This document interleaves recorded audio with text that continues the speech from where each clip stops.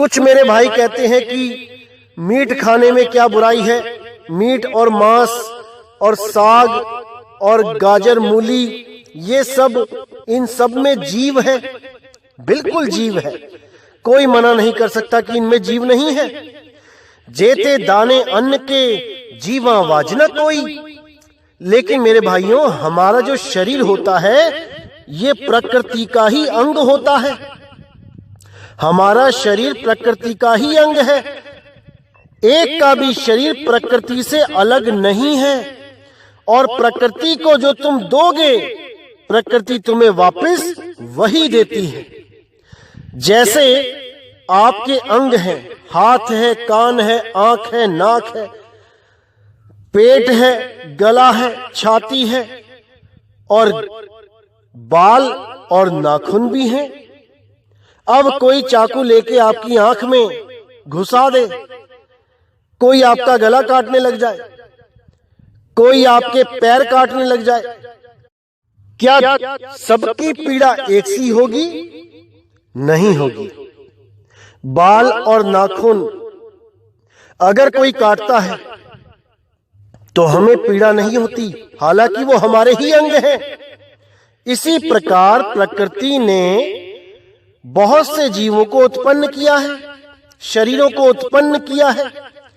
अब जिस शरीर में जितनी ज्यादा चेतना है उसको मार के खाना उतना ही दुख देना है जितना चाकू को आंख में घुसा लेना या फिर पेट में घुसा लेना।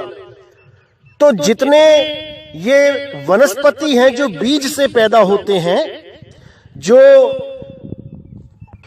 उनको काटना, उनको खाना बिल्कुल ऐसे है जैसे मानो आपके कोई बाल काट रहा है, क्योंकि बालों में चेतना बहुत ही शून्य होती है, बहुत ही निम्न होती है। नाखून की चेतना बहुत निम्न होती है। इसी प्रकार प्रकृति में ये जो पेड़ पौधे हैं ये प्रकृति के बाल समझो, इनको बाल समझो। बालों की तरह ही ये धरती पे खड़े हैं।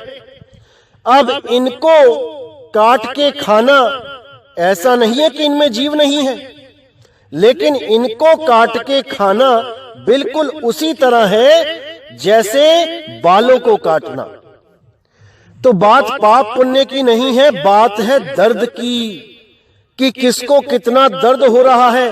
उतनी ही बद्दुआ मान के चलो कि आपके जीवन में आने वाली है। क्या मरती हुई गाय, मरता हुआ सुअर आपको दुआएं देगा कि आप मेरे शरीर का नाश कर रहे हो?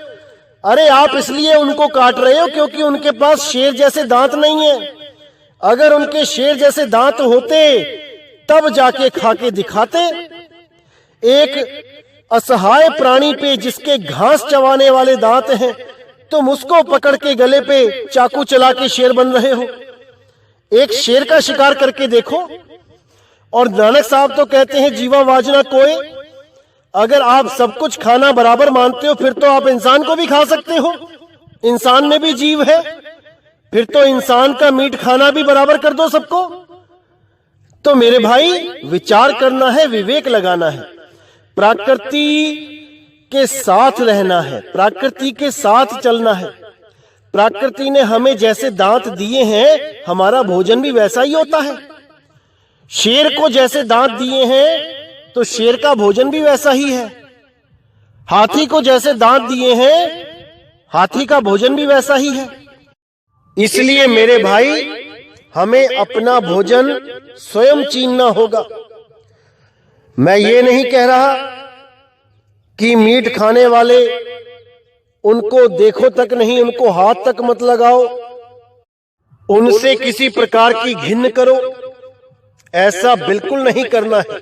वो भी मालिक के जीव हैं, बस थोड़ा सा रास्ते से हट गए हैं। जिस दिन परमात्मा ने कृपा कर दी वो भी रास्ते पे आ जाएंगे। हाँ, उनके बर्तनों से दूर रहो, उन बर्तनों में भोजन नहीं करना है।